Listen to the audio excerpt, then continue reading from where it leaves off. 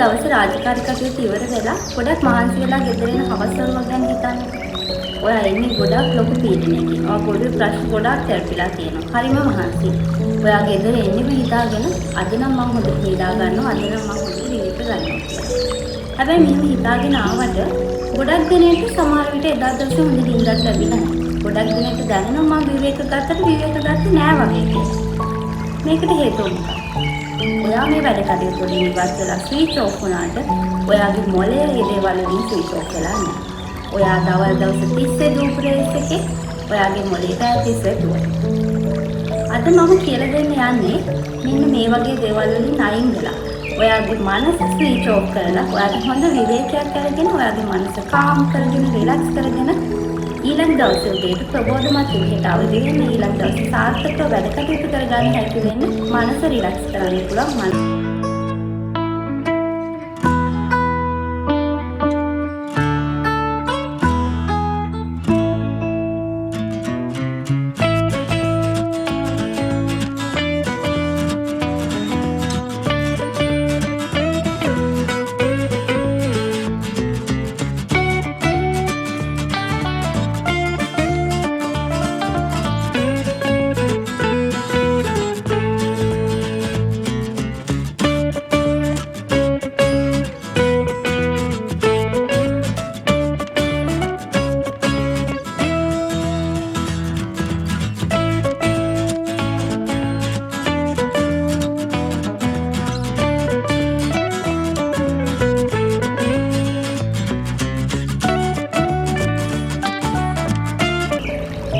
ඊළඟ දෙවෙනි ටිප් එක තමයි ටෙක්නොලොජි කට් ඔෆ් රිචුවල් එක කියලා කියන්නේ. අපි දවස් 30ම මොබයිල් ෆෝන් යූස් කරනවා, ලැප්ටොප්, කම්පියුටර් ඒ වගේ දේවල් වල වැඩ කරනවා. විද්‍යාඥයෝ හොයාගෙන තියෙනවා මේ ලැප්ටොප්, මොබයිල් ෆෝන් වලින් එන කිරණ මගින් ඔයාගේ මොළයේ නිකුත් වෙන නිින්දට අදාළ වෙන හෝමෝන වල ක්‍රියාකාරීත්වය අඩපණ කරනවා. ඒ මගින් මොළයට පණිවිඩය යවනවා තාම දවස් ඉවර නෑ, තවත් අපිට වැඩ කරන්න තියෙනවා කියලා. ඉතින් මේ ටෙක්නොලොජි කට් ඔෆ් රිචුවල් එක මගින් ඔයා අවම වශයෙන් පැය භාගයකටවත් කලින් මේ වගේ ඩිවයිසස් වලින් ඈත් වෙනවා. එහෙම කරනකොට ඔයාගේ මොළයට දැනුම් දෙනවා දැන් දවස ඉවරයි, අපි දැන් රීසෙට් වෙන වෙලාව කියලා. ඔයාගේ මොළයේ නිකුත් වෙන නිින්දට සම්බන්ධ හෝමෝන, ඔයා රිලැක්ස් කරන හෝමෝන හරිම ආකාරයට ක්‍රියාත්මක වෙලා ඔයාගේ සුව බල නිින්දක් මනසක් ලබා ගන්න මේක හේතු වෙනවා.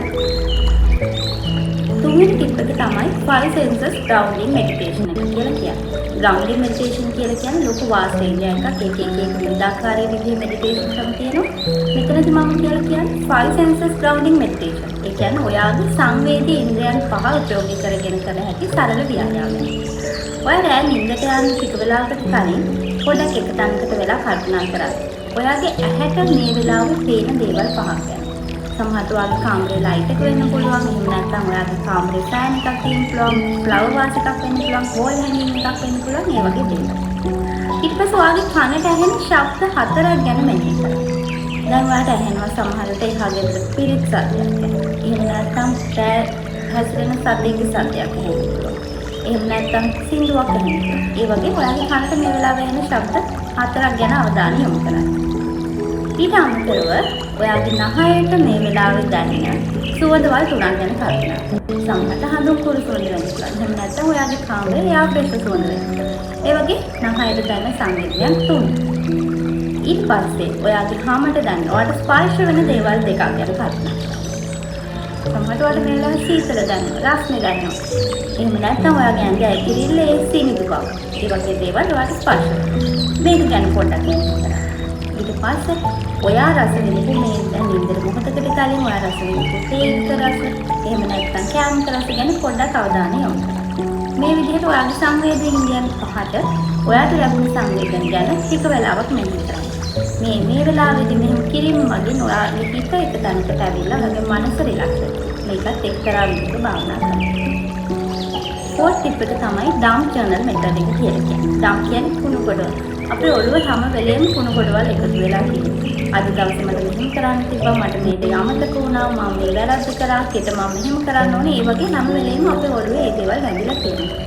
නින්දට ගියාම උනත් මේ දේවල් ඉවත් නොකර ඔයාගේ මනස රිලැක්ස් වෙන්නේ නැහැ. හැම වෙලේම අපි නිදාගත්තා මනස ඇතුලේ මේ දේවල් කරකි තියෙනවා.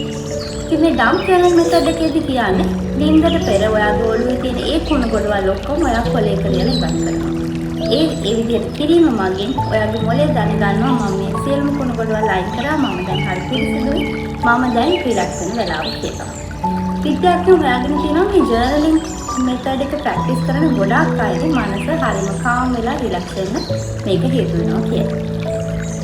අන්තිම පස්වෙනි ටිප් එක තමයි වයින්ඩ් ඔෆ් මෙතඩ් එක කියලා කියන්නේ. වයින්ඩ් ඔෆ් කියන්නේ අපි දෙයක් අවසන් කරනවා කියන්නේ. මෙන්න මේ ක්‍රියාවලිය මගින් ඔයාගේ දවසේ අවසානයේට කරන්න පුළුවන් එක හැබිට් එකක් මගින් ඔයාගේ මොළයට පණිවිඩයක් යවනවා. මේක තමයි මගේ දවසේ අවසාන ක්‍රියාවලිය. මේකෙන් කියන්නේ අද මගේ දවසේ වැඩ කටයුතු ඉවරයි අපි දැන් රෙස්ට් කරමු කියලා. උදාහරණයක් විදිහට ඔයාලට නිින්දට කලින් පොඩි පොතක් කියවන්න. එහෙම නැත්නම් හර්බල් ටී එකක් පාවිච්චි කරන්න පුළුවන්. එහෙමත් නැත්නම් අපි හිතමු ඔයා පිරිසිදු වෙලා ආවිල උණු වතුරේ කකුල හොදගන්න. ඒ වගේ පොඩි පොඩි දේවල් මගින් ඔයාගේ මොළයට දැනුම් දෙනවා. මේක තමයි ලාස්ට් ෂෙඩියුල් ඇක්ටිවිටි එක. දැන් අපි රීසෙට් වෙන්න පටන් ගන්න ඕනේ කියලා. ඉතින් ඔයත් අදම මම මේ කියපු දේවල් අත්දැකලා බලන්න.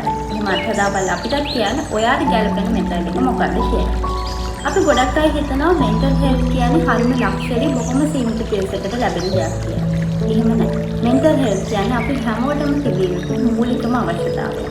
මොකද මෙන්ටල් හෙල්ත් මානසික හොඳ මානසික සෞඛ්‍යයෙන් තොර කායික සෞඛ්‍යයක් ගැන අපි කාටවත් හිතන්නවත් බැහැ. ඉතින් මෙන්න මේ දේවල් වලින් අපි හැමෝම එකතු වෙලා අපේ මානසික සෞඛ්‍ය ගොඩනගා ගන්න, අපිව සුවපත් කරන්න වැඩ කටයුතු පටන් ගන්නවා.